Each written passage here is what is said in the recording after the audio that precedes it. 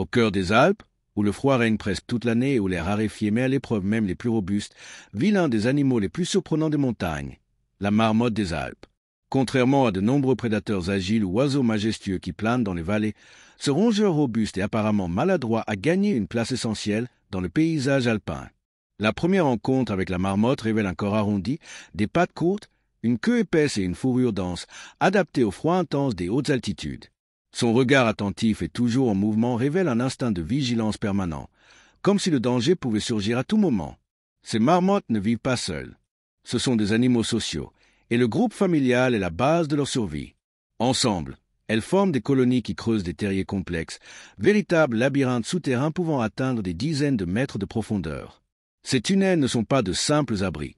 Ce sont des forteresses contre le froid, les prédateurs et les tempêtes de neige qui frappent fréquemment les Alpes. À l'intérieur, on trouve des chambres de repos, des espaces de stockage de nourriture et des refuges pour les jeunes.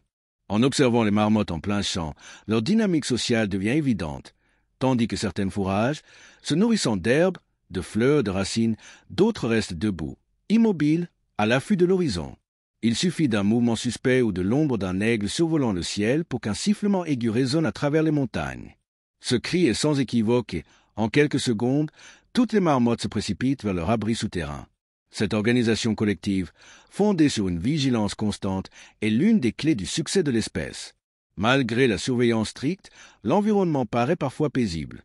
Lors des journées ensoleillées d'été alpin, lorsque la neige fond et que les vallées fleurissent, il est fréquent d'apercevoir des marmottes allongées sur des rochers chauffés par le soleil.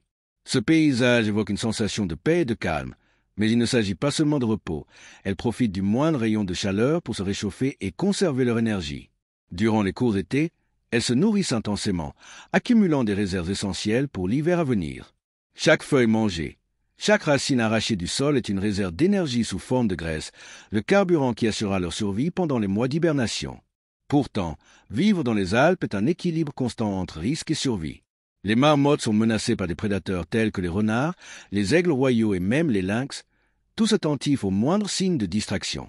La vie en groupe, leur sifflement d'avertissement et la rapidité avec laquelle elles disparaissent dans leur terrier sont des stratégies qui augmentent leurs chances de survie, mais ne garantissent jamais une sécurité totale. C'est dans ce scénario, entre détente au soleil et tension constante, que se déroule le quotidien de la marmotte alpine. La bataille pour l'hiver. Dans les Alpes, l'été passe vite et chaque journée chaude rappelle que l'hiver approche avec une force implacable. Pour la marmotte alpine, cette transition est l'un des moments les plus critiques de sa vie. Il faut profiter au maximum de cette courte période d'abondance, car en quelques semaines, la neige recouvrira à nouveau les montagnes, gelant le sol et éliminant presque toutes les sources de nourriture. C'est durant cet intervalle que les marmottes livrent le véritable combat pour la survie, la préparation à l'hibernation. Durant l'été et le début de l'automne, elles se nourrissent presque constamment. Elles passent des heures à parcourir les alpages à la recherche d'herbes, de fleurs et de racines. Chaque bouchée est transformée en graisse, stockée sous la peau, qui deviendra le seul carburant capable de soutenir le corps pendant les longs mois de sommeil profond. C'est une course contre la montre, car plus elles accumulent de graisse, plus grandes sont leurs chances de survie. Les marmottes qui n'atteignent pas leur poids idéal avant l'arrivée de la neige ont peu de chances de survivre jusqu'au printemps. Mais la préparation ne se limite pas à accumuler de l'énergie.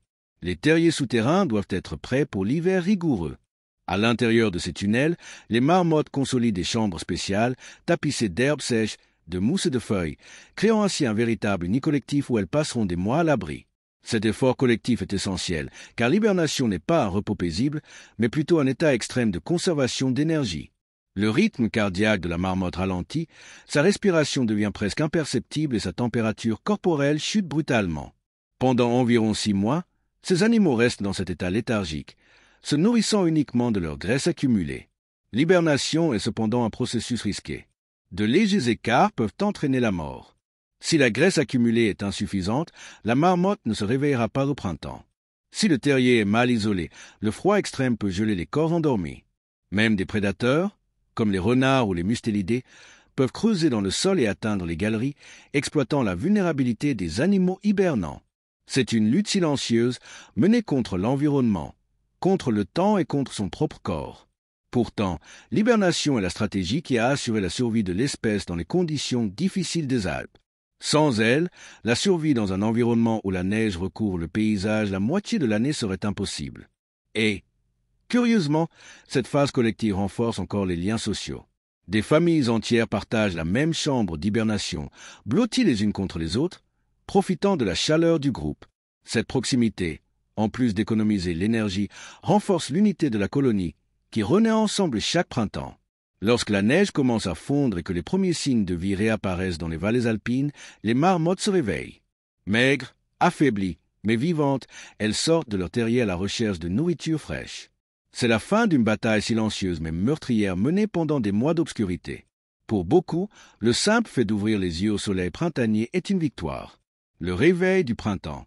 Alors que les premiers signes du printemps apparaissent dans les Alpes, la neige fond lentement, révélant un ver timide qui ne demande qu'à revenir. C'est à ce moment que les marmottes, encore endormies après des mois d'hibernation, font leur premier pas hors de leur terrier. Elles en ressortent émaciées, le corps affaibli par le long jeûne, mais portant en elles la victoire sur l'hiver. Chaque marmotte qui survit représente un triomphe silencieux d'adaptation et de persévérance. Le réveil, cependant, n'est pas immédiat. Leur corps a besoin de temps pour se réadapter au monde extérieur. Le métabolisme, qui ralentissait considérablement pendant le sommeil profond, s'accélère à nouveau, exigeant une alimentation fraîche. Les premières heures sont placées sous le signe de la prudence. Encore lentes et vulnérables, les marmottes recherchent les pousses qui poussent entre les rochers et les clairières, récupérant ainsi l'énergie dont leur corps a tant besoin. C'est le début d'un cycle qui se répète depuis des millénaires. À mesure que les jours allongent et que le soleil réchauffe les pentes, la colonie s'éveille pleinement. Les jeunes de l'année précédente, désormais indépendants, réintègrent les déplacements de la famille. Les comportements sociaux reprennent de plus belle. Des guetteurs se positionnent au point culminant, prêts à émettre le fameux sifflet d'alarme à la moindre menace. Tandis que certains assurent la sécurité, d'autres nourrissent et explorent les environs. La vie de groupe, si essentielle à la protection, se réorganise naturellement, comme si elle s'était simplement interrompue pendant les mois froids. Le printemps marque également le début de la saison de reproduction. Les mâles se disputent le territoire et les femelles, se livrant à des affrontements allant de poursuites rapides à des confrontations physiques. Une fois la dispute réglée, la nature reprend son cours. Les femelles restent en gestation pendant un peu plus d'un mois et donnent naissance à des portées de 2 à 5 petits. Ces petits, nés aveugles et fragiles, restent dans les chambres souterraines jusqu'à ce qu'ils atteignent la maturité nécessaire pour émerger à l'air libre. Au fil du temps, ils s'intègrent à la communauté, grandissant sous la protection de la colonie et apprenant dès leur plus jeune âge les signes avant-coureurs, les cachettes et les habitudes qui assureront leur survie. Le printemps est donc une période de renaissance. Non seulement pour la végétation qui recouvre les vallées et les collines, mais aussi pour la colonie de marmottes elle-même. Chaque sortie du terrier, chaque vocalisation, chaque nouveau-né marque la continuité d'une espèce qui a appris à vivre en équilibre dans l'un des environnements les plus difficiles du continent. À l'approche de l'été, les champs se couvrent de fleurs et la nourriture redevient abondante. Les marmottes engraissent, jouent, prennent soin de leurs petits et renforcent leur terrier. Mais silencieusement, elles savent que cette période d'abondance sera brève. La roue du cycle tourne déjà à nouveau. Bientôt viendra le temps de reprendre des forces, de préparer les quartiers d'hiver et d'affronter, une fois de plus, la longue obscurité glaciale qui domine les Alpes. Le réveil du printemps n'est pas seulement le retour à la vie. Il nous rappelle que chaque saison est un maillon indispensable de cette chaîne de survie. Les marmottes alpines, grâce à leur discipline collective et à leur admirable résilience, ont élu domicile sur les hauts sommets glacés. Ainsi, génération après génération, elles continuent de défier le froid, les intempéries et les prédateurs, prouvant que, même face aux conditions extrêmes, la vie trouve toujours un moyen de s'épanouir. Des pans glacés à la vie souterraine, des longues nuits d'hiver au vibrant réveil du printemps, la marmotte alpine nous montre que la survie est une danse d'endurance, de communauté et d'adaptation. Ce n'est pas seulement un rongeur caché dans les montagnes, c'est un symbole de la résilience de la vie face aux environnements extrêmes, une gardienne silencieuse des sommets enneigés qui peuplent ces paysages depuis des millénaires. En observant leur routine, leur sifflet d'avertissement, leur unité de groupe et leur incroyable capacité à hiberner pendant des mois, nous apprenons que la force de la nature ne réside pas seulement dans la taille ou l'agressivité, mais dans l'intelligence collective, la discipline et l'harmonie avec l'environnement. Chaque marmotte qui s'éveille au printemps est la preuve que la vie renaît toujours, même lorsque tout semble figé et immobile. Le cycle se répète année après année, et les Alpes continuent de résonner des signes de cette espèce qui, silencieuse et persistante, résiste au temps et au changement. La marmotte alpine est bien plus qu'une simple montagnarde. Elle nous rappelle que la survie repose sur l'équilibre, la coopération et le respect de la nature. Alors que le vent souffle entre les sommets et que les vallées refleurissent, elle poursuit son périple, Petite par sa taille, mais d'une importance capitale pour l'écosystème et l'histoire de la faune européenne. Nous en apprenons ainsi un peu plus sur la vie incroyable de la marmotte alpine, véritable symbole de résilience dans les montagnes glacées d'Europe. Si vous avez apprécié cette vidéo et souhaitez continuer à explorer le monde fascinant de la nature, n'oubliez pas de l'aimer, de la partager avec vos amis, surtout de vous abonner à la chaîne Point la Nature en vedette activer la cloche pour ne rien manquer de nos prochaines aventures animalières. À bientôt!